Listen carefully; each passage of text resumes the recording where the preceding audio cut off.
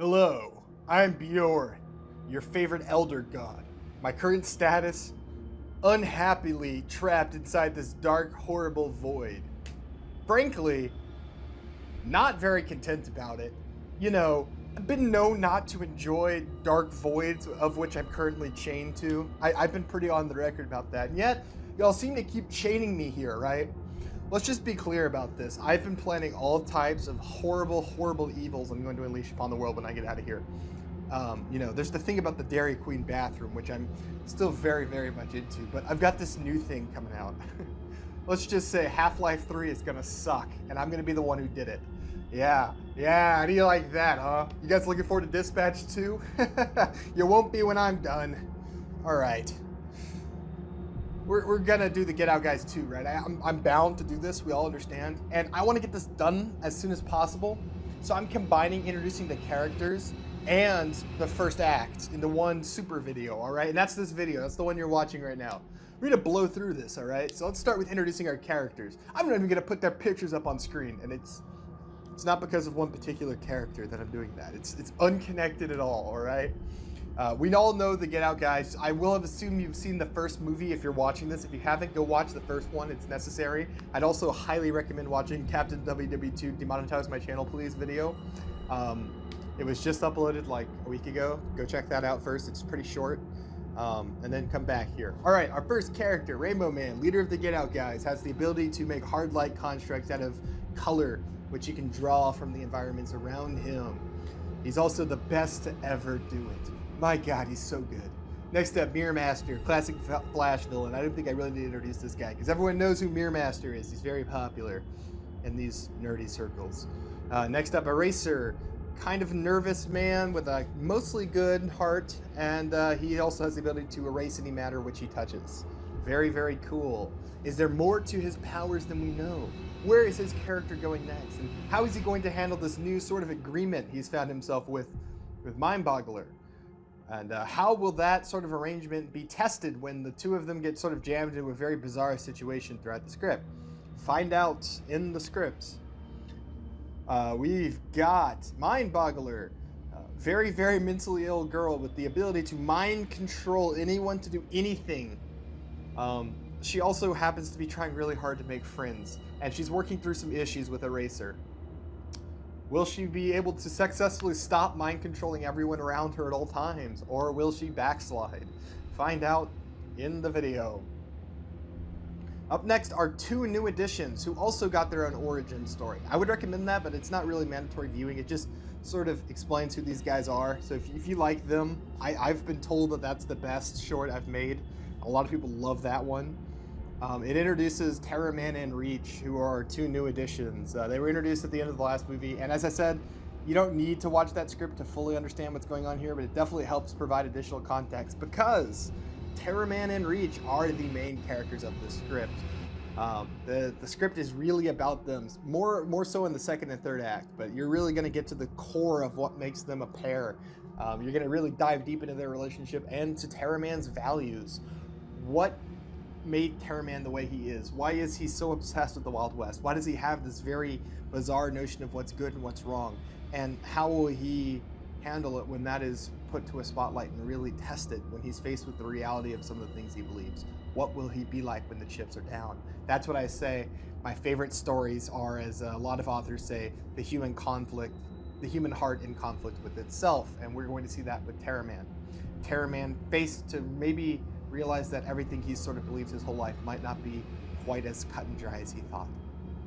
So, who is Terraman? Terraman is a sort of, I don't know how to explain this guy. He's a metahuman with the power of superhuman reflex and accuracy. Basically, he has like spider sense, and he can never miss a shot with his rifle. He chooses to LARP as a sort of gunslinger from a Western movie. That's sort of what his whole deal is. And yeah, he's pretty great. He is in a relationship with his childhood best friend Reach, who is a immigrant from a country called Frangistan. It's a made-up country from DC. It's kind of a mix between like Myanmar and like Korea. It's not a real place. Her family is subject to a blood curse pertaining to a demonic realm called the Reach, Someone in her ancestry long ago made a deal with a demon from the Reach, and because of that, her bloodline has been cursed. That curse slowly claims you. It claimed her father and made him go mad, and he spent his last moments taking his own life to protect her. And it sort of exhibits itself via a tentacle tattoo on her arm that slowly grows as its power grows over her, as we saw in the Terminator Reach origin. If you're curious more about her, you can go watch that to sort of understand how she comes into contact with the LARPing cowboy. She's sort of also at conflict with herself, but in a very different way. She cares more than anything about Toby Hex or Terra Man, and their relationship is very close to her. And she secondarily cares about this sort of crusade they're on, which you can learn about in that script. Their goal of saving their small town, basically, of giving it enough money that it can survive the sort of collapse of the small town that we've seen all across the world. In addition to that, she's also at war with herself and her curse. She won't say it out loud, but she is definitely terrified that one day it's going to claim her like it did her father, and that she might hurt Toby. Because she knows deep down Toby won't be able to stop her. And so it's something she's going to be grappling with in the script. Will she let the Reach claim her? Or will she learn some way to maybe defeat her own blood curse? Or maybe find the inner strength within herself to fight back? How will all of this intersect with the main plot? And most importantly, who is going to be the funniest character in the script? That's really what these movies are. Let's not forget. These are comedies with some good character work woven in. And this one, might I add, is freaking hilarious. It is really funny, especially as it gets going. I think the first act is probably, well, it's probably the third act that's actually the least funny. But the first act is funny, but not as funny as it gets. The second act is literally raucously hilarious. I think it's some of the funniest stuff I've ever written, if not the funniest stuff. Basically, take the energy from the first one, and sort of amplify it in the second one. For those who don't know, I'll go ahead and break the magician's code because I've not really been shy or secretive about this. This movie is a time travel film, and it's very funny in that way. I took a lot of inspiration from things like Bill and Ted, all the other time travel comedies, Back to the Future. These movies are hilarious, and I think time travel is just such a brilliant comedy premise. And I think the comedies are only as funny as your characters and situation, and I think time travel just lends itself well to comedy, especially with these particular characters. So, who's the villain? I already did a whole short introducing this guy, so I won't spend much time on him, but it is none other than Zwei, Captain World War II villain, whose name will never be said. We all know his deal, right? He is a World War II villain. He's arguably the captain of them. Specifically, Zwei is a child soldier trained in a horrible lab condition, basically. He was groomed, grossed, and forced into do heinous things to basically make him a contingency plan for the World War II villains. A contingency plan which ultimately fails, if you've watched the short. As a result, the sort of object that Zwei was supposed to use to save the Third Reich is now in the hands of the Justice League. And someone has to get it out, which is why Zwei has hired the Get Out guys. We will go into that in the script. It's Thanksgiving, guys. And let me tell you what I'm not thankful for. You guys want me to be honest? I'm not thankful that y'all chose to chain me up in here. Frankly, I'm not happy about it. You're lucky that I have to finish these scripts to get out of this horrible red dark void, okay?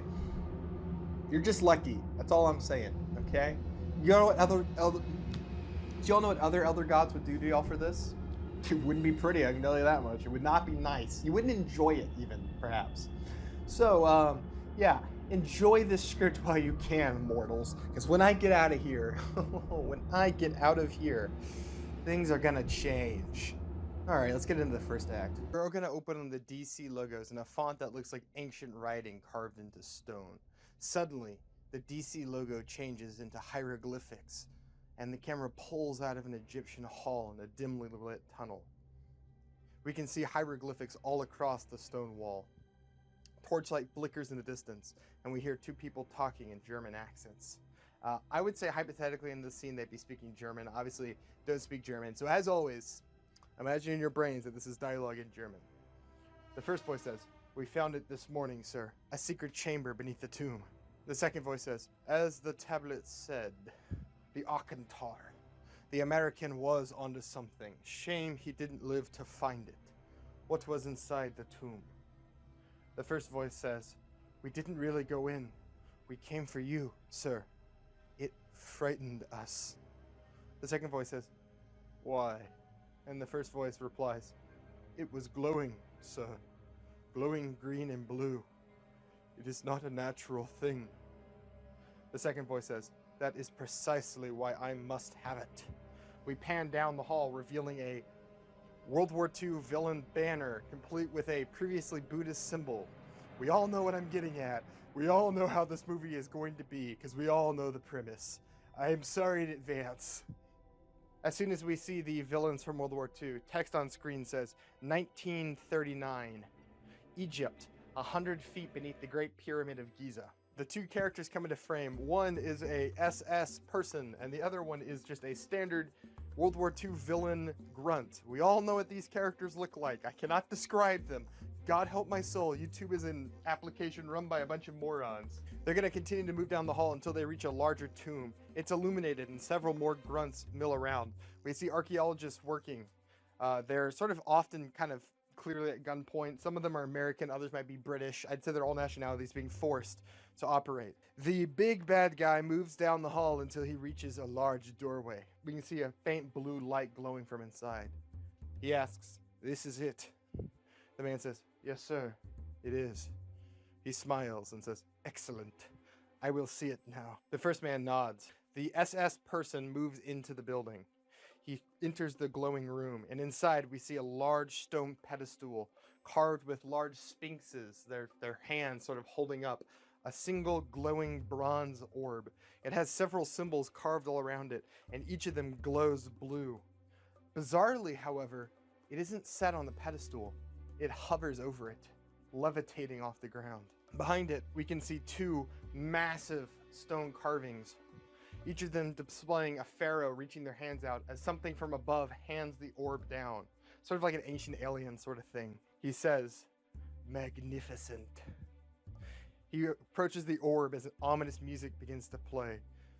It grows and grows in intensity. We hear a ticking clock faintly in the background. Tick, tock, tick, tock. He reaches up and grabs a hold of the artifact. With the artifact firmly in his hands, we're going to smash cut from the blue light of the orb to the blue light fading beneath the ocean. Three people scuba diving come into view. They pass through a coral reef with the beautiful blue ocean behind them. Maybe we see a couple reef sharks swimming by. They continue down until we see wreckage at the bottom of the ocean of an airplane, a large bomber of some sort, maybe a World War II bomber. Text on screen says, 100 feet below the Bermuda Triangle, the present. The three characters continue to swim down until they reach a large underground ruin. We hear a voice crackle over a underwater intercom. I don't know if you've heard these, but when two divers talk to each other through their mouthpieces, it doesn't quite sound right.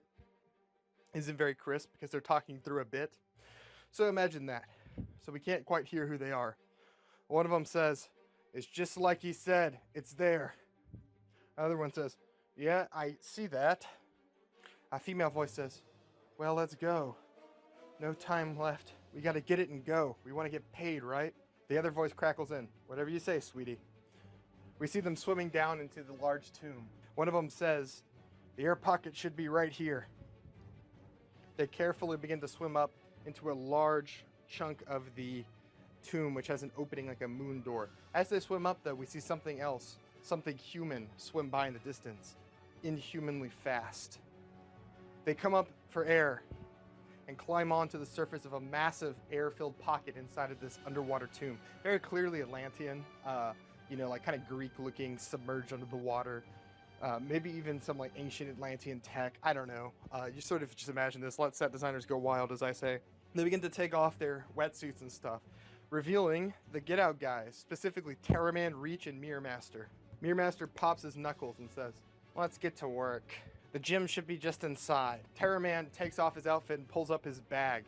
He's got like a wet bag for keeping things dry. He begins to slowly take out parts of his costume.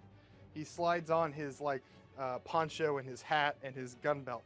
Mirror Master turns and looks at him and says, "Is that really necessary? I mean, who's gonna see you?" Terraman says, "Well, I'm gonna see me. And my beautiful girlfriend here." We see Reach pulling off her own wetsuit. She doesn't bother doing anything. She just pulls a sword out of her wet bag. She says, "Sweetie, I don't care what you look like. I love you for who you are." Terraman says, exactly, but I love me looking like a cowboy. I'm Terraman, not Guy. It's all about branding. Mirror Master says, again, no one is here to see you. Terraman says, you don't know that. There could be people down here. Who knows, right? This is some legendary gym. Certainly there's something protecting it. Mirror Master says, oh God, you're insufferable. Terraman says, that is not nice. Reach says, boys, please. We came here to get the gym. She turns to Terraman. This is for the money. He says, yeah, just want to look nice. Mirror Master says, you can look nice holding a beautiful gym. Let's go. They begin to work their way down the hall. We can see Atlantean carvings and all this other stuff lining the walls of the tomb. Mirror Master says, client says it's a straight shot to the gym. A whole secret thing, and the electromagnetic field around this place was supposed to protect it from the modern world. Terraman says, I still cannot believe this thing is causing the Bermuda Triangle. Reach says, yeah, it's kind of unbelievable. I mean, how many ships and airplanes have been sunk because of this stupid gym? I mean, it seems like a waste. Mirror Master says, I don't care. Look, the client wants it, and he's going to pay us top dollar for it. The three of them begin to move down the hall more and more until we see a large blue glowing sort of apparatus coming from the next room over. I want to genuinely and purposely harken back to the glowing obelisk room in the ancient Egypt. Terraman looks at the glowing room and says, I reckon it's in there. Mirror Master pushes by him and says, what gave you that idea? Terraman smiles and says, my intuition. You see, I'm a man of that New West, and in that New West, we are trained to search for things no average man would notice or see. We are forced to think on our heels. Mirror Master cuts him off and says, Jesus Christ, man, if you give me the stupid Terra Nova, man of that New West speech one more time, I'm going to fucking kill you. I swear to God, even your girlfriend here can't stop me. Reach says, wanna bet? Mirror Master says, sweetie, I've killed metahumans like you on a whim. Terraman says, it's fine, I just won't give the speech again, but it's a good speech, you really should listen to it. Mirror Master said, I've listened to it probably 100 fucking times already. As they continue to bicker, they walk into the room. We see a large pit, at the bottom of which is spikes and flowing, churning water filled with some sort of carnivorous fish. Terraman kind of leans over the side of the cliff and goes, look at that. Mirror Master says, Flyer, this one's all yours. He turns and looks at Reach. She rolls her eyes. I have a name, you know. Mirror Master says, and I won't learn it until you prove your worth. Reach says, this is our 4th job together. Me and Terraman literally saved your life last time. Mirror Master says, and what about the time with the ghosts? I saved you two then. I'd say we're even. Reach says, fine, even. Then use my name. Mirror Master says, tell you what. You get that glowing blue gem over there, and I'll start using it. Reach says, fine. She floats off the ground as dust sort of floats up with her as she reverses gravity around herself. She starts to move towards the gym when a hand grabs her arm. Terraman says, don't. Reach says, why? Terraman pulls the bandana off his outfit and tosses it towards the gym. As it floats through the air over the pit, it's immediately sliced into 2 or 3 pieces by something invisible. Lasers. Mirror Master says, that's not possible. How can there be lasers when there's no mirrors? Reach says, must be magic. Terraman says, look carefully, you can see the glimmer in the air. Reach nods her head. I see it. I got this. She floats up and begins to fall towards the lasers as if gravity has reversed itself. She twirls and dodges lasers and spins through the air floating. As she does, pieces of her hair are cut off by close calls to the laser. At one point, a piece of her arm gets cut, and we can see blood dripping from it. One of the droplets is sliced in half by a laser just below her. She twirls in the air until finally she reaches the other side of the platform. She lands on the ground in front of the gym. She carefully approaches it, reaches out her hand as the music swells into tension. Something is going to happen, but as she grabs it, nothing does. She looks around sort of awkwardly as she holds the large gem in her hand. She says, I really thought that was going to do something. She floats back over to them, carefully dodging the lasers. She hands it to Mirror Master. He says, let's go. He starts to walk back towards the exit. Terraman says, aren't you gonna do the whole mirror walking thing to get us out? Isn't that what you're here for? Mirror Master turns and looks at him. Look, cowboy, we're in the middle of the fucking ocean. Half of this whole fucking area is a reflective surface. If you stepped into the mirror dimension here, you'd get tossed into an endless cascade of fucking doorways. Trust me, it's not a smart idea. Terraman says, could have just said it wouldn't have worked. The group of them make their way back until they reach the pools of water. We can see that their scuba gear is still there. They begin to slide on it and jump back into the water. As they're swimming through the coral reefs back towards where they came from, we see the same shape following them. Suddenly, it attacks. The man shoots through the water unnaturally quick and slams into Terraman, who's momentarily stunned. He begins to float down. Reach lets out a little gasp and then twirls towards him. She begins to float in the water. The water sort of reacts to the gravity of what she's doing as if waves are forming in the pockets of water. I actually don't know how gravity being reversed underwater would cause like water to react. It might do nothing except pull her one way or the other, but I think visually you could have a lot of fun with that. She twirls through the water, moving quicker, chasing after the person. Terraman is unstunned. Just as the fish comes back around, he twirls himself out of the way and punches the fish man with his perfect reaction time. The person is momentarily shocked but recovers, trying to twirl away, but reaches there. She uses her powers on a large chunk of rock, sending it tumbling on top of the human fish person. He seems to be crushed underneath the rock. Mirror Master says, "Jesus, what the fuck was that?" Terraman comes in over the intercoms and says, "I reckon it was some sort of human fish. I ain't seen anything like it." Reach says, "Let's get back to the boat. I think I got him, but who knows, man?" We hear Mirror Master grumble over the intercom, "Fucking metahumans, every goddamn time." They quickly reach the surface, and we can see a large boat anchored. They climb up the anchor and arrive at the boat. As they begin to climb up onto it, Rainbow Man peers over the side of the boat and says, "Did you bloody get it?" Terraman slides off his scuba mask and holds up the blue gemstone. "One gem of the sea, courtesy of Terraman, this mere asshole, and my beautiful girlfriend." Mirror Master pops up and takes off his own mask. "It was fucking cagey down there. There was some sort of, I don't know, what did you call it, cowboy?" Terraman says, "I reckon it was some sort of fish man. You know, like a human fish." Reach surfaces next to them and says, "Yeah, he was giving us a hard time there for a second, but I think I got him in the end." She floats herself, Terraman, and Mirror Master up onto the boat. We see Mind Boggler hung over the side of the boat. She says, "Great, we got the stupid rock. Can we finally fucking leave the ocean?" She hurls over the side of the boat. Rainbow Man says, "I fucking told you to take the pills." Mind Boggler says, "Fuck you. I don't trust that shit. It's not good for your health to take medicine." She hurls over the side of the boat once more. Rainbow Man shrugs. He says, "All right, let's light my bananas and split." He punches the boat's power, and they begin to speed away. Mirror Master looks out over the ocean, and we see something speeding towards them. It's the fish man. He skims across the water. Mirror Master says, "Incoming!" The boat hits full speed, but the fish man keeps pace. Rainbow Man says, "What the fuck is that?" Terraman says, "I reckon it's the human fish again." Suddenly, the human fish bursts out of the water, skimming across it as wings slide open on his back. He begins to glide towards them. Terraman says, "Scratch that. He's more of a human flying fish." The light hits human flying fish for the first time, revealing the exact comic accurate human flying fish outfit. Y'all motherfuckers thought I wouldn't do this, but I did. Mirror Master says, "Jesus Christ, he's got a fucking gun." We see the human flying fish hold up an Uzi as he glides across the water. He begins to open fire on the Get Out guys from their boat. They all hit the deck. Rainbow Man tries to keep steering the boat and holds out a hand. Color from the side of the boat, beach towels, all their outfits begin to swirl around the boat, forming a protective wall. The bullets continue to ring around them, smashing into the side of the boat and into the wall. Mind Boggler continues to hang over the side of the boat, vomiting. The vomit catches the wind and lands across the face mask of human flying fish.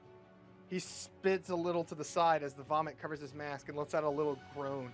He clicks up his mask, dropping part of it off his face. We can actually see his face for the first time. Mirror Master looks up and says, "I recognize that guy now. He's one of Krill's goons." Rainbow Man says, "Fucking hell. I knew you couldn't trust a guy with a name like Dr. fucking Krill. You just know his parents were bloody hippies." Terror Man says, "I can probably shoot this guy, should I?" Rainbow Man says, "Fuck yeah, he's all yours, gunslinger." He drops the rainbow barrier and Terror Man says, "Like shooting a duck." He ducks out from behind cover and spins one of his pistols up. He fires a single shot and we see the bullet rip right through human flying fish. The fish man plummets into the water and crashes into a heap before sinking into the waves. Terror Man yells, "Bullseye!" Rainbow Man laughs and says, "That's good fucking shooting, cowboy." Terror Man says, "Thank you. I'm a man of that New West, that Terra Nova. I am Terra Man." Rainbow Man says, "Yeah. This Dr. Krill guy thinks he can pay us to steal something, then send one of his goons to kill us, take said something we stole, and then not pay us. I disagree. What do you boys say we go pay Dr. Creel a visit? We're gonna cut back to Rainbow Man's shitty apartment. Mirror Master says, I can't believe I almost got fucked by a fish and didn't even get paid for it. Rainbow Man says, that is not what happened. Terror Man chimes in, yeah, the fish was trying to shoot us. I don't think there's any sexual untowardness going on. Reach leans over and whispers to him, that's not what he means, sweetie. Terror Man goes, oh, golly, these things are complicated. Mirror Master says, look, I'm 2 weeks late on rent, asshole. These gigs better start paying or I'm ditching this team. I work better solo anyway.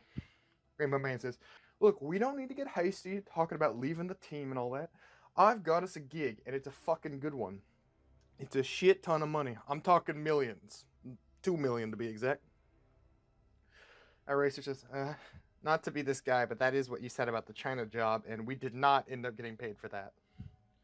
Rainbow Man says, that was a shit show, but this is a real respectable gig.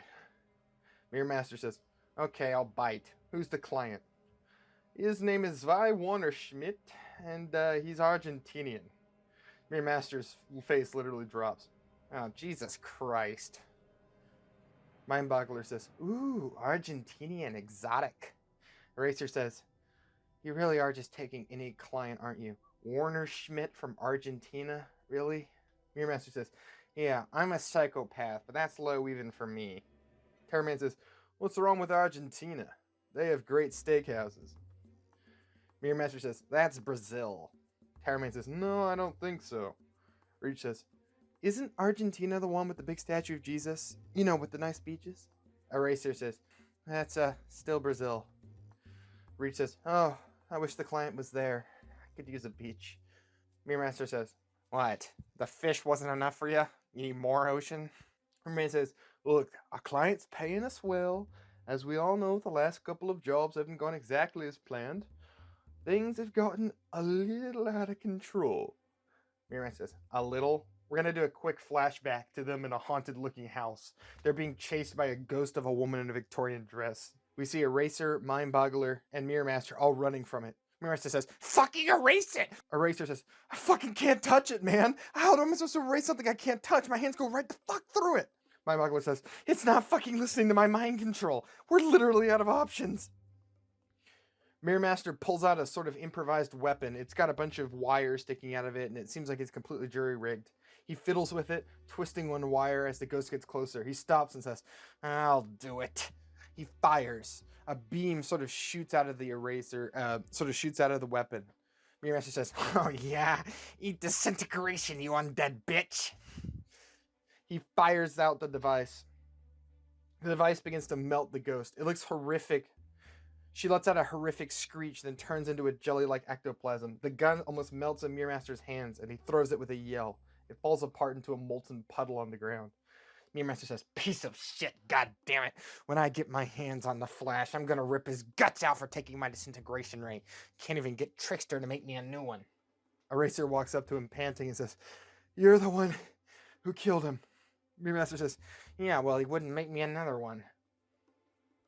We're gonna cut back to the room. Mirror Man says, yeah, I'll admit, the ghost thing, it was bad. The human flying fish, not great either. No one likes fish, yeah. It got a little out of control. Eraser says, yeah, out of control, again, is an understatement. The last 2 times we've left this country for jobs that paid well, things got bad. We've almost died each time. Rainbow Man says, I mean, it is a bit of an occupational hazard, but I do know what you're saying. We're only meeting the client in Argentina. Haven't taken the job yet. He may be of dubious origin, but he has money, and lots of it. That I've confirmed. Mirror Master says, fuck the client. What's the job? Rainbow Man says, I don't know yet. He's being real cagey about it, but he promises me it's straightforward. No ghosts, no Atlanteans, and no fucking superheroes. All he's asking us to do is hear him out. Worst case scenario, you get a free Argentinian vacation. Terror Man says, I'm still convinced they got good steaks. I reckon I could go south of the border for a bit. Reach says, yeah, it'll be romantic. Probably. Mirror Master says, oh yeah, Romantic. Me and Eraser over here can finally go on that hot date we've been talking about. Lord knows no one else will date you. Mirror Master smiles sarcastically at Eraser. Eraser says, fuck you, Mirror Master.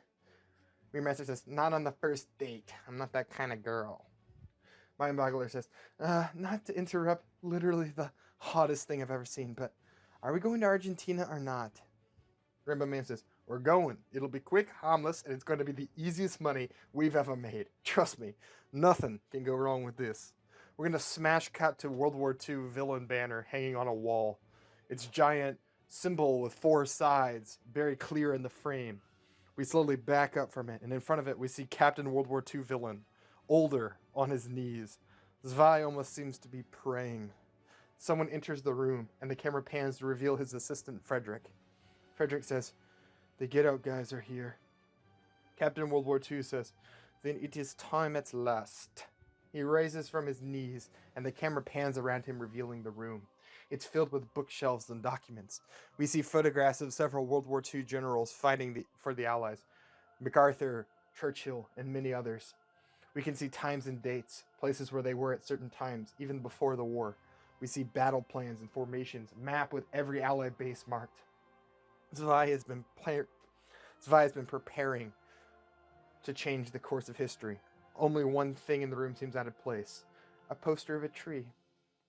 It's an oak tree with branches growing off against the sunset. Zwei makes his way through the room and out through a secret passageway. The door locks behind him like a safe with a code. He makes his way through a nice mansion, complete with art, and out a front door, which he throws open. He steps out onto a circular driveway. All around the property, we can see beautiful trees of all different types. As he walks up the road, a limousine pulls up. It stops in front of him, and a driver opens up the door. The Get Out guys begin to stumble out of it. Rainbow Man makes his way up to Zwei. Well, what a nice place you got here. I like your trees. He smiles cockily. Captain World War II says, thank you. They are dear to me. I collect them, you see. I have a variety from all across the world.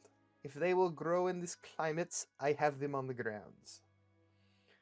It was a promise I made when I was younger, in happier times. He says, please, follow me. He turns and leads them into the mansion. Rainbow Man turns to Mirror Master. Happier times. Mirror Master says, we all know what he means. Just play along. Rainbow Man says, yeah, I'm not in the business of killing my clients. But what you say he takes a little trip into the Mirror Dimension after we get paid? Mirror Master whispers back, oh, it would be my absolute genuine pleasure. In front of them, we see Zwei crack a smile. You can clearly hear them, but they don't notice. Zwei turns and says, my friends, I am so excited to have finally met you. I have followed your work for a long time. You are truly commendable talents. I am glad you have come. I was not sure you would. But I am glad that we see eye to eye on this, even if we don't on all things. He very clearly eyes Reach with a look of contempt. He says, so you're willing to work, I take it? Rainbow Man says, well, not quite. We're willing to hear you out. We don't take any job without hearing the details first. We've made that mistake before, a couple of times, recently. Zwei says, I see. Then I will explain what I need from you. Best to be honest, I think. Come this way. He leads them through the mansion into a large room. It's a theater-like room with a projector and a screen. He has them all sit in chairs, then turns on his projector, revealing schematics for a small box. Zwei says, the job is simple, if a little dangerous.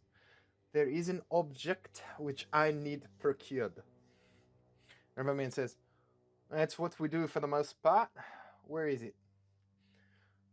Zwei says, it is in a vault belonging to the Justice League. Eraser says, and there it is. Thank you for your time, but we'll be leaving now. Zwei says, look, I know how it might not seem worth the risk. Mirror Master says, that seems like the understatement of the fucking millennium. Zwei says, but I can assure you the pay is more than worth the price. Rainbow Man says, and what pay is that? Because it better be a whole sight better than the $2 million you promised me on the fucking phone. Zwei says, That was merely to get you through the door. I knew if I front-loaded the job, you would turn and run away. But I needed you to hear the offer in person to understand. I am willing to give you everything I own. All of my assets, all of my money, all of my stocks, my companies and my estates. All of it will be given to you in exchange for a single 5x6-inch crate stored in the Justice League's vault. For a single crate stored in the Justice League's vault. Frederick, I do believe the value is somewhere around, Frederick says, 1.2 billion. Yes, this is right. 1.2 billion. Seems more than worthy for the risk. Terraman says, horseshit. Ain't no fucking way you're gonna pay us that much for any crate. I don't care how big it is. Vi says, I will. I have it in a contract. Frederick, please show them. It has already been notified and the assets are currently being prepared for transfer. He hands him an iPad with a document on it. Rainbow Man says, look, in all my years of doing shit like this, I've learned that something that seems too good to be true probably is. And I gotta agree with the cowboy. Horse shit. Zwei says, yes, I thought it might come to this. I have done my research on you, and I know you are a careful, calculated organization. He almost cracks a smile as he says it. But I also know about your powers, Leia. Oh, I'm sorry. The Mind Boggler. If you would please use your powers on me. Ask me if I am being honest about giving you everything. Mind Boggler looks to Eraser. He nods. Yeah, do it. Mind Boggler says, tell us the truth. Are you really going to pay us what you promised? Zwei straightens up suddenly. His lips begin to tremble as if they're moving on their own. Zwei says, I will pay you. It has been prepared, and I tell the truth. You will have everything I promised, and more if I can. The world will be a better place for your work here. This I promise. I speak true. Mind Boggler says, You're free. He slumps for a moment and then says, Wow. It is one thing to read about it on paper and another to experience it. You are truly remarkable, Mind Boggler. But I do think that settles it. I will pay you. It has been written up. Merely steal the artifact of which I speak, and I think we can agree that the payments will be fair. I will give you all of the information you will need to break into this vault. I have it. Eraser says, yeah, and sorry for not being trustful, but what is it exactly we're stealing for you? Zwei says, a historical trinket taken from the Pyramid of Giza in 1930. An artifact, if you will. There are, of course, legends which speak of its power, but I am not convinced. What it is to me is merely something of sentimental value. Something that was once my brother's pride and joy. His hope of salvation, if you will. It was supposed to be mine when he passed, but it was taken by the Justice League long ago. Rainbow Man says, so it's fucking worthless. Zwei's lip trembles in anger, but he holds it back.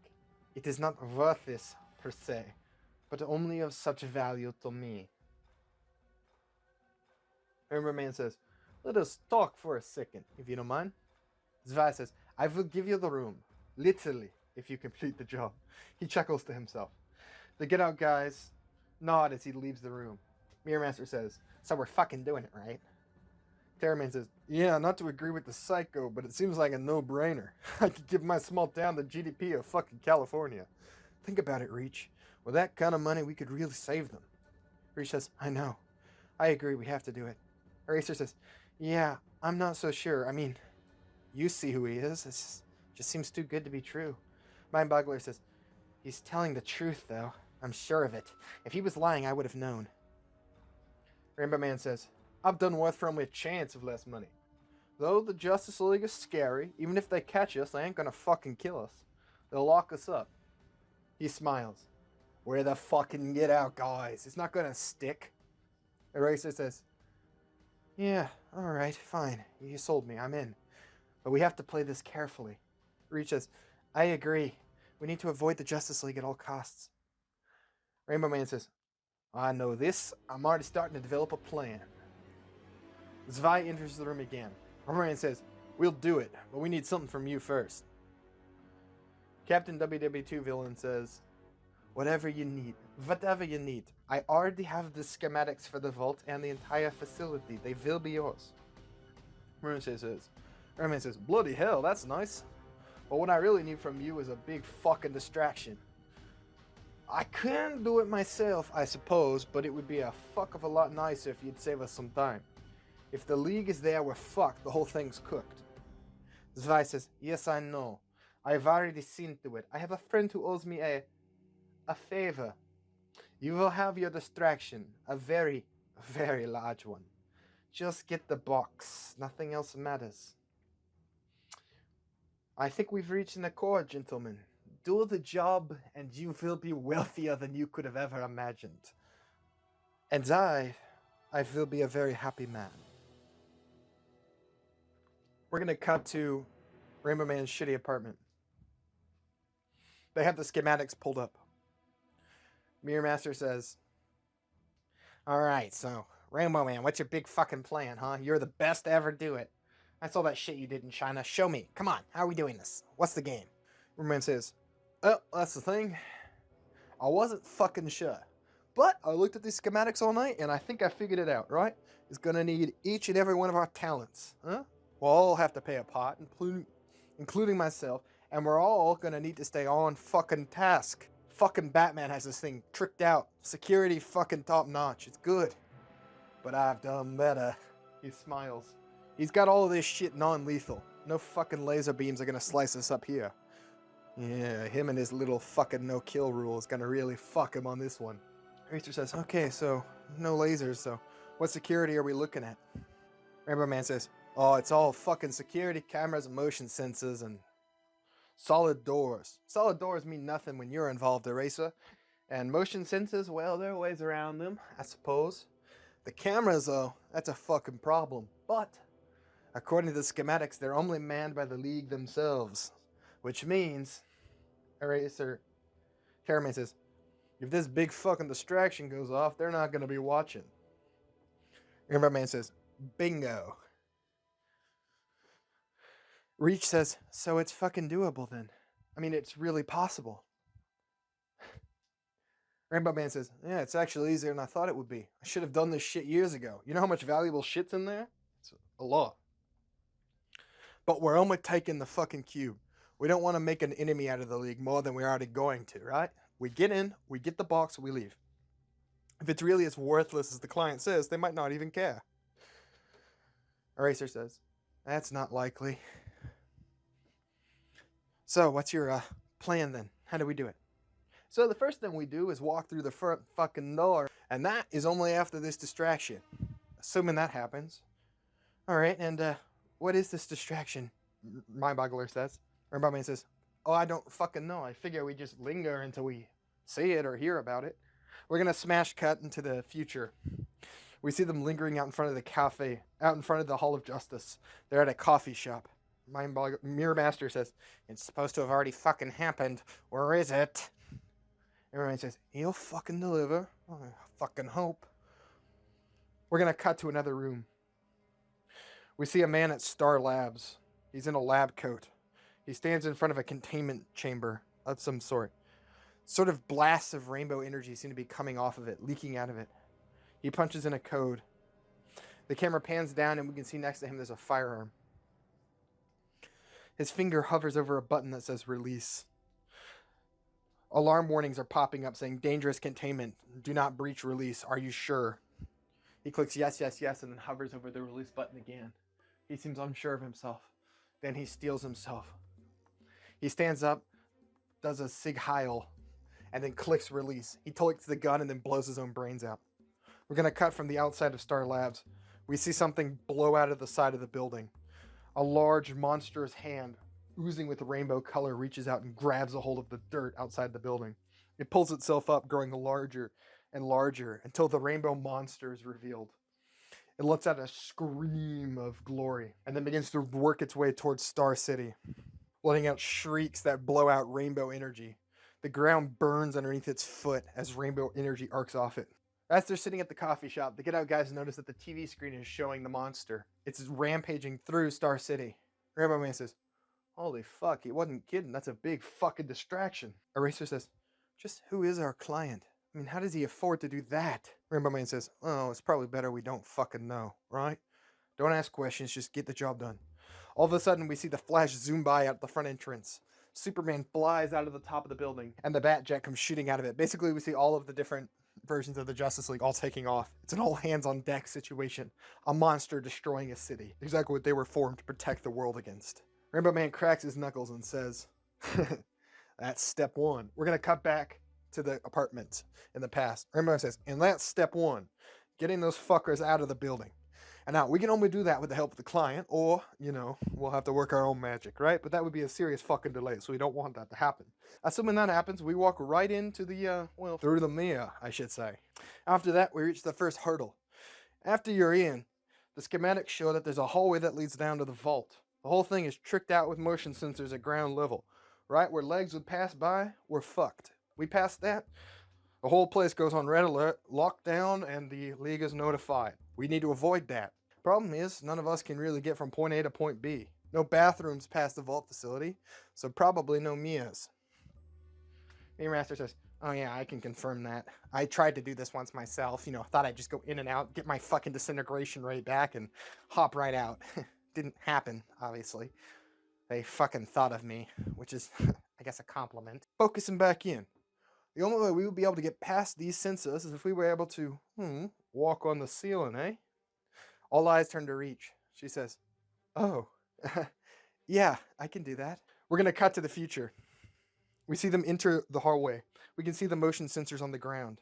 Reach touches each of them in turn and they float onto the ceiling. Most of them kind of stumble and fall on their way up, except for Terraman, who easily turns in the air and lands upright. She joins him. They all begin to move one by one down the hallway until they reach the other side. They drop down. And they reach the first vault door. Rainbow Man says, Eraser, you're up? Eraser says, yeah. This isn't going to set off a sensor or anything? Rainbow Man says, well, in a sort it would, if we were to tamper with the lock, but if the whole fucking thing disappears, nah, apparently not. Eraser says, seems like a bit of an oversight. Mirror Master says, yeah, but who the fuck could disintegrate an entire vault door all at once? Eraser says, yeah, that's a good point. He steps forward, touches it, and it glows purple and blue before vanishing. I'm going to smash cut back to the past in the apartment. Once we're into the first vault, we're basically fine.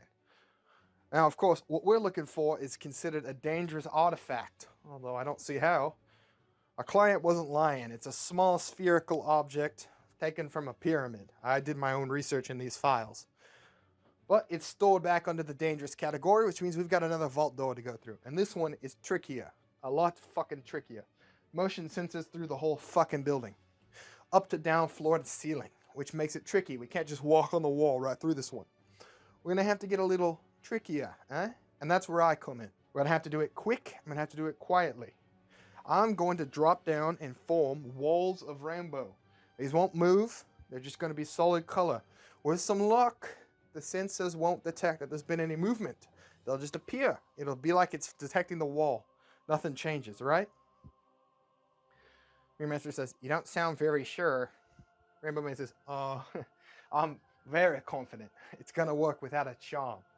And it's going to be brilliant. Anyway, once the gates are up, we walk right through Bob's or Uncle's second vault door. We're going to smash cut to the future. They're in the second hallway now. After moving through loads and loads of crates, they reach the second hallway. Rainbow Man pulls color from the world around him. It sort of absorbs into him, swirling around him. All of the Justice League banners with their blues and reds are sort of drained of color, and it flows into him. He touches the ground and builds the walls in a second. It's immediate. He winces, and then nothing happens. Rainbow Man says, holy fuck, it actually worked. Eraser says, what, you weren't sure? Rainbow Man says, fuck no, man. I didn't know this would work for shit. But hey, you know what? It did. Thurman says, you mean you drug us in here, potentially going to get captured by the fucking Justice League just because you had a hunch? And Rainbow Man says, you're fucking right, mate. But look at that. It worked, baby. $1.2 billion. Here we come. They walk through the vault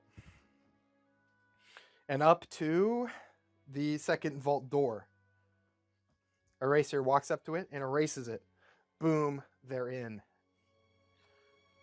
Eraser says, I can't help but feel like this is way too easy. Remember says, yeah, it's been fucking clean. What peachy. And besides, part 3 is the easiest. We're going to smash cut to the past. Remember says, part 3 is the easiest. Now, we don't know exactly where these fucking things are stored because they weren't nice enough to include that information in the schematics. But we've got the serial number for the fucking box, which means we got to be quick as fucking possible. We got to look through anything and everything in this room until we can track down and find exactly where this fucking box is. We've got until the Justice League quits being distracted to find it and get the fuck out. Now, our client's got a fucking getaway driver waiting out front for us. We'll have to go back into the reflective surface and out the bathroom mirror and get to that getaway car before the League returns and figures out something's wrong. Which means there's going to be a lot of cool and valuable shit in there, but we cannot get distracted. We've got to focus in on finding the fucking box and getting out. Think about it, guys. $1.2 fucking billion. Nothing in there is worth more than that. We're going to smash cut to them inside the vault. We can see tons of artifacts and things. I'll go crazy in here. All kinds of magical shit. References to villains, like Ultra Humanite shit. Lex Luthor's power armor. Whatever you want, it's in there. I would go crazy for set design. This is way too fun of a set to not go really fun on. Remember Man says, remember, we're not getting fucking distracted. They go in and start looking through the crates, splitting up into groups. We'll see them sort of combing through for a while. They are each tempted by something that's really cool to them. I don't know, like a fucking really cool revolver from a famous B villain that distracts Terraman. I don't know, whoever's stuff. And eventually they just keep moving through crates, checking for the serial number, looking for the right size crate. But they're not finding it, and time is running out. Merman says, I hope that fucking monster's tough. He's Rainbow, right? Rainbows are fucking strong. Yeah? Alright, we're good. We're fucking good. He's talking to himself as he looks through it. At the end of the hallway, he sees it.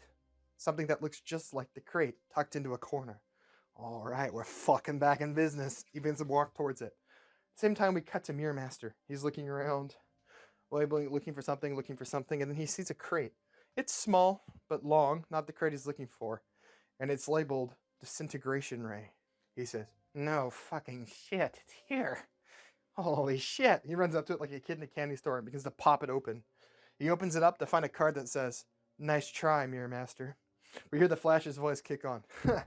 Mirror Master, I figured you might try something like this, so I thought ahead. Just letting you know, the whole League's been notified you're here, so nice try, buddy. Look, the whole facility's going to be on lockdown, so I'd recommend just sitting there and waiting for us to pick you up. And don't think to try to go out of the bathroom, because I thought of that too. Whole thing's locked down. All the mirrors in this entire facility have now been covered. You know, it's a good thing I have Batman as a friend. You would be surprised what he can do when I give him a good idea. So, see you in a second, Mirror Master. And, yeah, it's not here. Sorry, man. Mirror Master takes a step back, looking at the empty crate. He says, oh shit.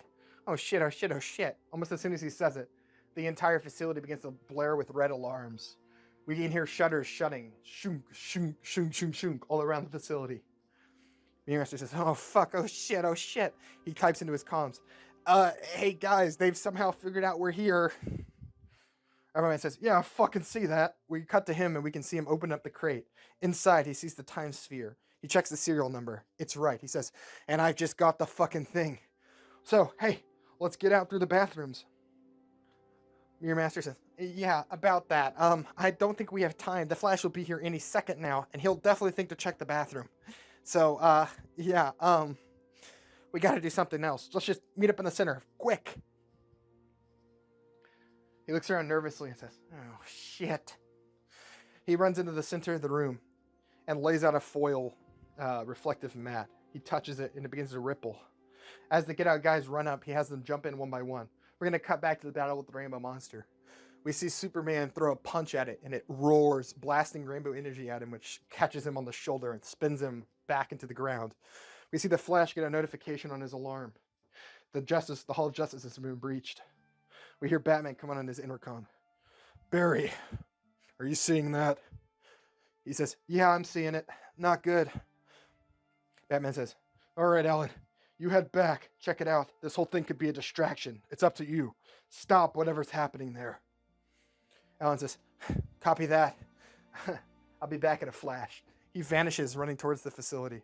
We see each of the Get Out guys begin to hop into the foil, one by one by one. Finally, we see Rainbow Man running in with the crate. He throws the crate down into the mirror dimension, then hops in. Right as Mirror Master's about to jump in, we see the Flash running down the hall. Mirror Master flips him off, then hops into the mirror dimension. The Flash arrives at the foil mat just a second too late. He tries to touch it, but it's fully solid. He says, ah, darn. I think we just got hustled by the Get Out guys. Batman says, what? Yeah, they hopped into the mirror dimension. They got Mirror Master with them. Batman says, well, we've locked down the whole facility. Oh, they're stuck there until they decide to come out. We'll open a mirror for them in a couple hours and catch them when they come out. Flash says, that's right. See you then. We're going to cut to inside the mirror dimension. Mirror Master says, there's no exits anywhere near here. They've shut down all the mirrors. I can feel it from here. Mirror Man says, what the fuck did we do? We're fucked. We're actually fucked. Mirror Master says, well, not quite. There's another way, but it's fucking dangerous. Terror Man says, well, I reckon we do it because I don't want to go back to prison. I had a bad experience the first time. Min says, why is it dangerous, what you're proposing? Mirror Master says, there's a place beyond this mirror dimension. It's, well, I call it the deeper mirror dimension, the true mirror dimension. What you're in right now is sort of a, I don't know, it's like walking up to the front door, but we're not actually in there yet. And it's for good reason. I don't like to go in because there are things that deep in. Living things, creatures, beings of the mirror dimension. That's not really what frightens me, though. Look, it's not like there's a mirror dimension for each universe. I don't think you guys fully understand this. It doesn't work like that. There's one, and we all share it. Terror Man says, who's we? Mirror Master says, well, me. All of the me's, actually. Here's the thing about me. I'm a huge sadist and a big asshole. And I really, really like killing people. Especially myself, to be honest. I really get a kick out of it every time I do it. Rainbow Man says, oh, don't fucking tell me. When we did this before, the whole fucking mirror things were bad enough. You're telling me you're in that too? Mirror Master says, yeah, past here it's fucking free range. There's gonna be versions of me that like this a lot. They hunt here. There's also versions of me doing the same thing we are, traveling through here. If we encounter any of them, shoot first, ask questions later, because they are going to do the same. But we also have to be quiet, because there are things here, as I said. You've seen them, Rainbow Man. You know how fucking bloodthirsty they are. The creatures that lurk in the mirror dimension are ruthless. Almost as ruthless as I am. Almost. Eraser says, yeah, I'm gonna be honest, I'm struggling to see the upside here. Why would we even go in? Mirror Master says, the mirror dimension is well outside of normal time and space. I'm not a science nerd and I really don't understand it, but we're sort of anchored to it via our connection to this universe. As a result, when we walk in here, we're outside of space in our dimension. Time as well. Though, we don't really like to fuck with all that. Terror Man says, I'm not following it at all. Mirror says, fucking assholes, listen, look, as we traveled through here, we're concurrently moving on Earth. Basically, if I walk far enough in the right direction, we can pop out in Argentina. It isn't something I like to do because, again, it's a great fucking way to die. But the problem is I don't see another option unless you assholes want to fight the fucking Justice League. Everyone says, no, I'd rather not. Come on, guys, we got this. It's just Mirror Masters. We can kill him any day of the week. Mirror Master gives him a half sarcastic smile. Oh, how nice. Come on, let's get this shit over with. $1.2 billion. Oh, it's all worth it. Just keep your heads on a swivel. Shouldn't be too hard. Literally everything's reflective. He opens up the way into the deeper mirror universe like we've seen him do in the past. And they enter.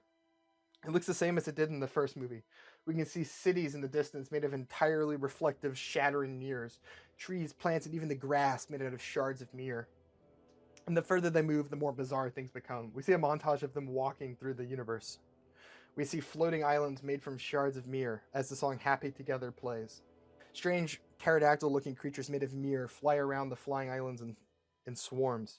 We can see oceans made out of swirling, moving mirror shards. In the distance, we see large creatures that look like a mix of brontosaurs and a woolly mammoth stomping through the trees. Like everything else, they're made entirely of mirrors. Terraman says, "This is unreal." Mirror Master says, "I take it this is your first brush with magic and things like it, kid."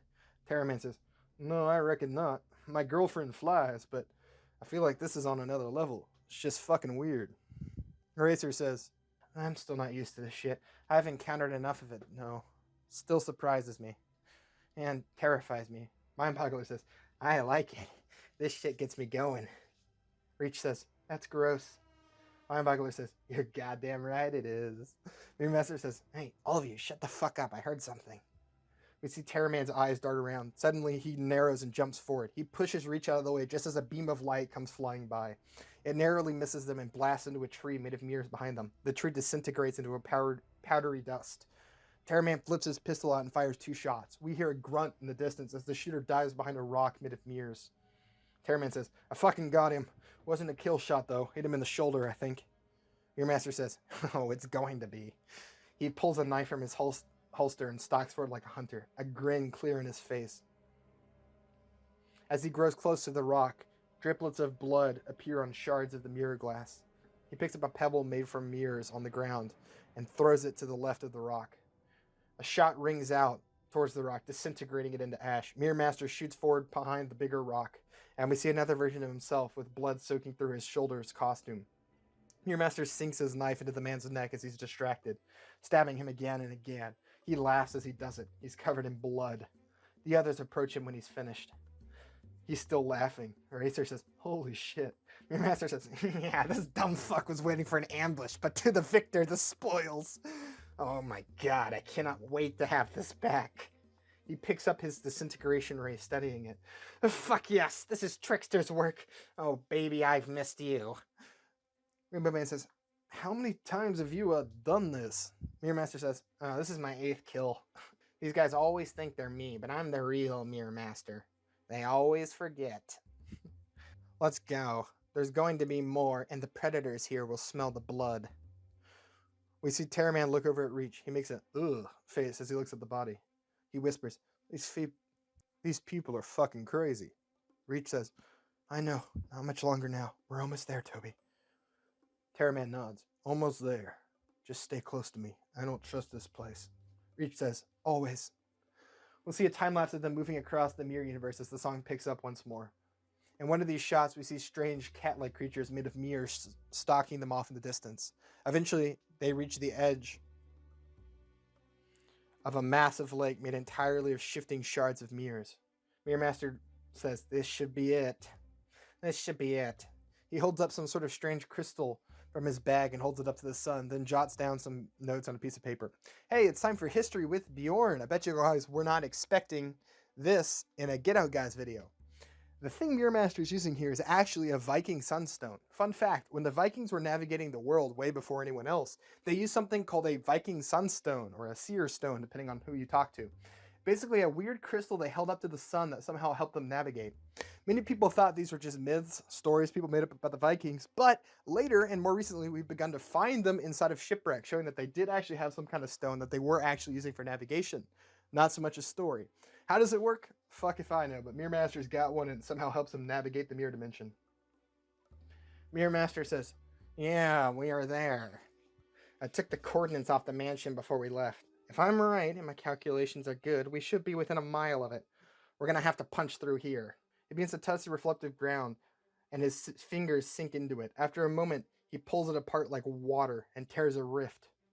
Mirror Master says, "Come on, jump in. I can't hold it very long." The Get Out guys all jump in one by one. Finally, with a grunt of effort, Mirror Master jumps in and the passageway seals behind him.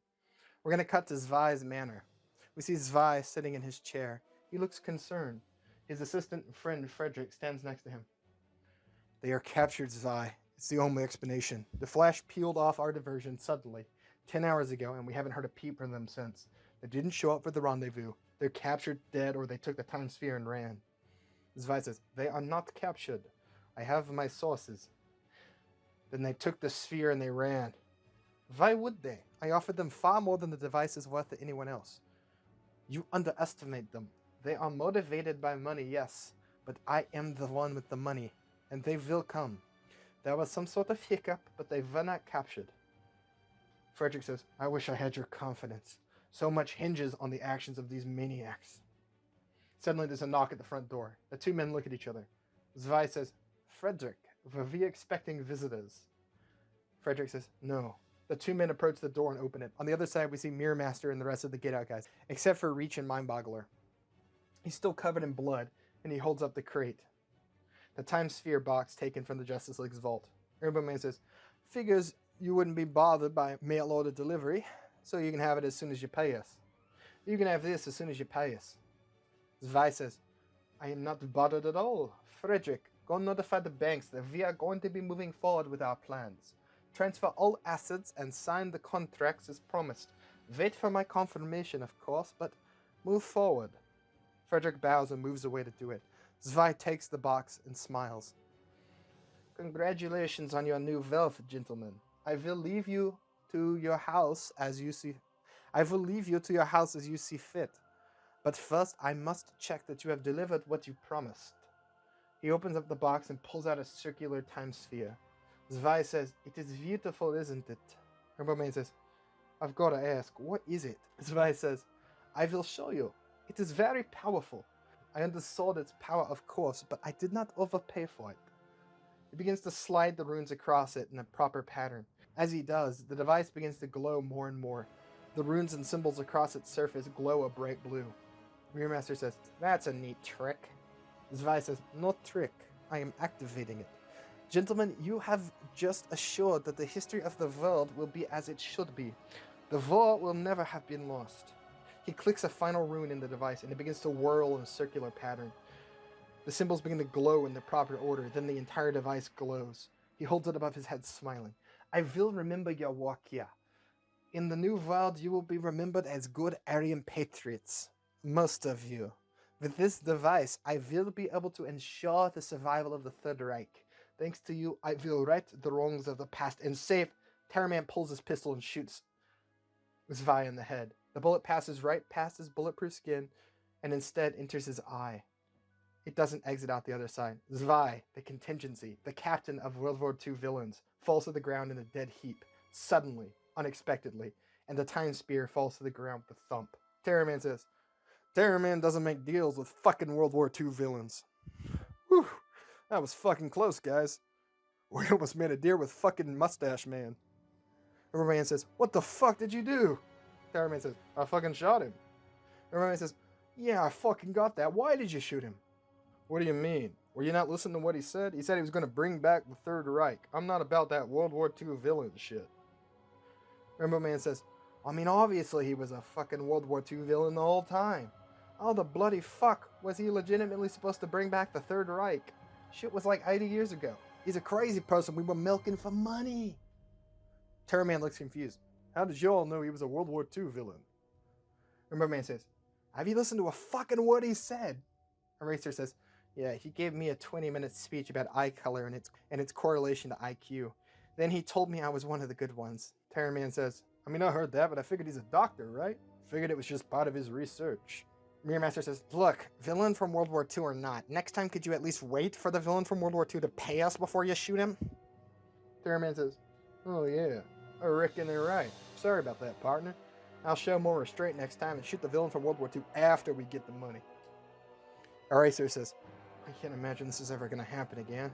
Terraman says, you never know. Mirror Master says, so now what? We're not going to get paid?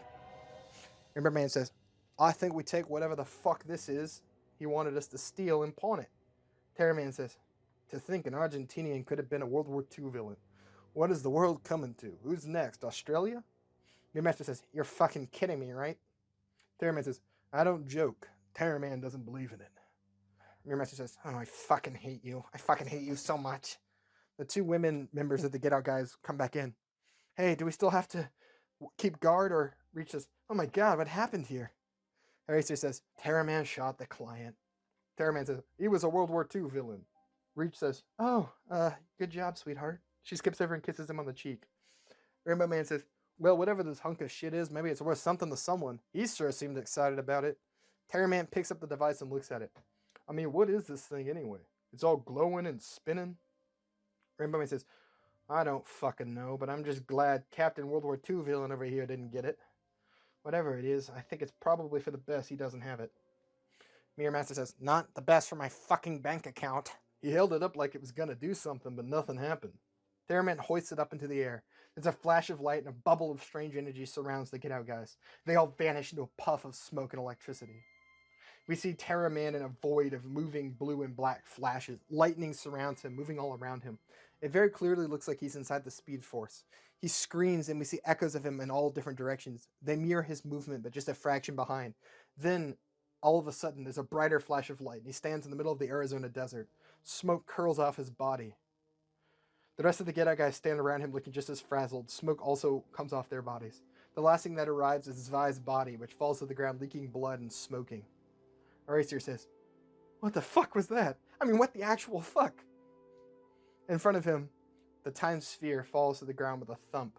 No longer does it glow blue. It's just gray and dull, its natural color. Mindboggler says, I think the better question is, where are we?